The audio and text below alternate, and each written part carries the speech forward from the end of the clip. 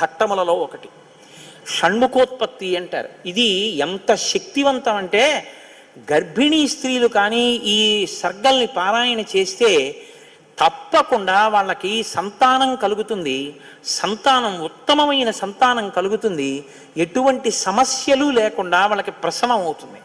అంత శక్తి ఇందులోనే ఉంది. ఇందులోనే వాల్మీకి మహర్షి కుమార సంభవం అన్న మాట వాడారు. పెద్దవాళ్ళు ఏం చెప్తారంటే వాల్మీకి మహర్షి అసలు ఎప్పుడూ ఫలశ్రుతి చెప్పరు, ఈ సర్గ చదివితే ఇది వస్తుందని చెప్పరు. అట్లాంటి వాల్మీకి మహర్షి గంగావతరణానికి షణ్ముఖోత్పత్తికి ఫలశ్రుతి చెప్పారు. అత్యంత శక్తివంతమైన ఘట్టాలలో షణ్ముఖోత్పత్తి ఒకటి. ఇది విన్నవాళ్ళు సుబ్రహ్మణ్య లోకాన్నే పొందుతారు అంటారు. అంత శక్తివంతం.